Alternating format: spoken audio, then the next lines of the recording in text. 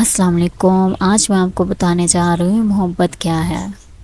ایک بار کا ذکر ہے، ایک چھوٹے سے قصبے میں دو دل رہتے تھے جو ایک دوسرے کی محبت میں اتنے گہرے ڈوبے ہوئے تھے کہ انہیں لگتا تھا کہ یہ محبت ہمیشہ کے لیے رہے گی۔ ان کے نام مریم اور اسماعیل تھے اور ان کا رشتہ کچھ ایسا تھا جیسے ستاروں نے ان کے لیے قسمت میں لکھ دیا ہو۔ وہ ایک بارش کے دن ملے جب آسمان دھیرے دھیرے آنسو بہا رہا تھا اور ہوا میں مٹی اور اداس کی خوشبو گھلی ہوئی تھی۔ مریم دیر سے گھر سے نکلی تھی، اپنا چھاتا گھر بھول آئی تھی، اور اسماعیل جس کی آنکھوں میں نرمی اور مسکان میں سکون تھا، اپنا چھاتا شیئر کرنے کی پیشکش کی۔ جب وہ دونوں ایک ہی چھاتے کے نیچے چل رہے تھے تو کچھ نہ کہا گیا، لیکن دونوں کے دلوں میں یہ احساس جاگ رہا تھا کہ ان کی زندگیاں بدلنے والی ہیں۔ ان کی محبت تیزی سے پروان چڑھی جیسے بارش کے بعد پھول کھلتے ہیں۔ وہ گھنٹوں باتیں کرتے، ہنستے اور اپنے مستقبل کا خواب دیکھتے۔ اسماعیل اکثر مریم کو قرات سناتا اور مریم اس کے ساتھ بیٹھتی، اپنا سر اس کے کاندھے پر رکھتی اور قرات کی آواز میں پورا کمرہ روحانیت اور سکون سے بھر جاتا۔ وہ دونوں دنیا گھومنے، ایک چھوٹے سے باغیچے میں نکاح کرنے، ایک خاندان بسانے اور عمر بھر ساتھ رہنے کی باتیں کرتے تھے، یہاں تک کہ جب وقت نے ان کے چہروں پر جھریاں ڈال دی ہوئی تب بھی ان کے ہاتھ ایک دوسرے میں گندھے رہتے۔ لیکن محبت جتنی بڑی بھی گہری ہو، کبھی کبھی نازک ہوتی ہے۔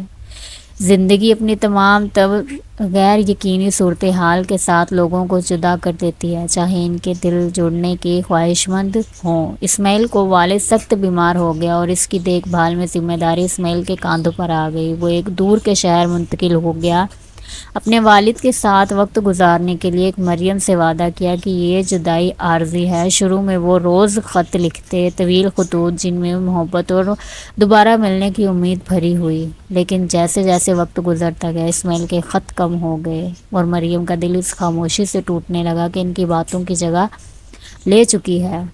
جو وہ سمجھتی تھی کہ اسماعیل کے لیے حالات مشکل ہیں، کہ وہ اپنے مسائل میں الجھا ہوا ہے، لیکن اس کے لیے تنہائی کو برداشت کرنا آسان نہیں تھا۔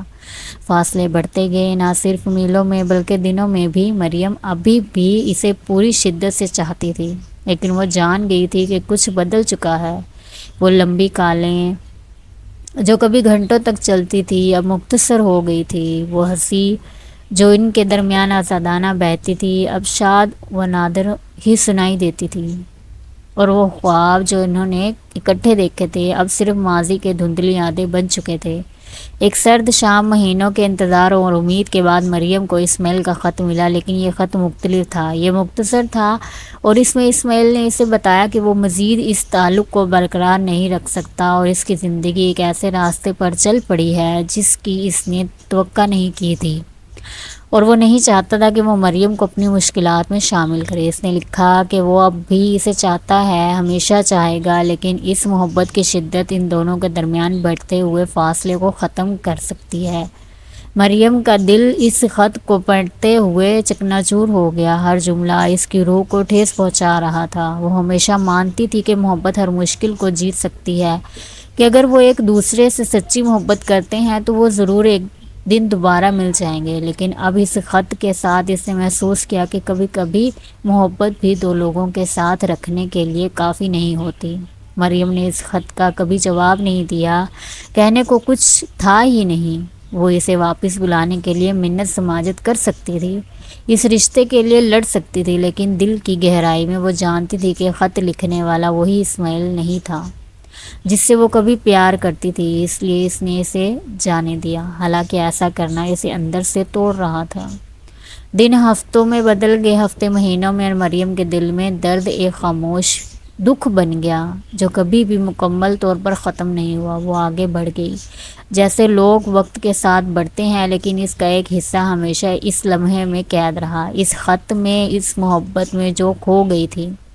اور حالانکہ اس نے اپنی زندگی میں خوشی دوبارہ پائی، دوسرے لوگوں کے ساتھ، دوسرے مقامات پر، لیکن اس کے دل کا ایک چھوٹا خاموش حصہ ہمیشہ اس لڑکے کے لیے تڑپتا جس کی آنکھوں میں نرمی تھی، اس کی مسکان میں سکون تھا، جس نے کبھی بارش میں اپنا چھاتا اس کے ساتھ شیئر کیا تھا، جس نے اسے کبھی شدت سے چاہا تھا لیکن اپنی شدت سے نہیں کہ وہ اس کے ساتھ رہ سکے۔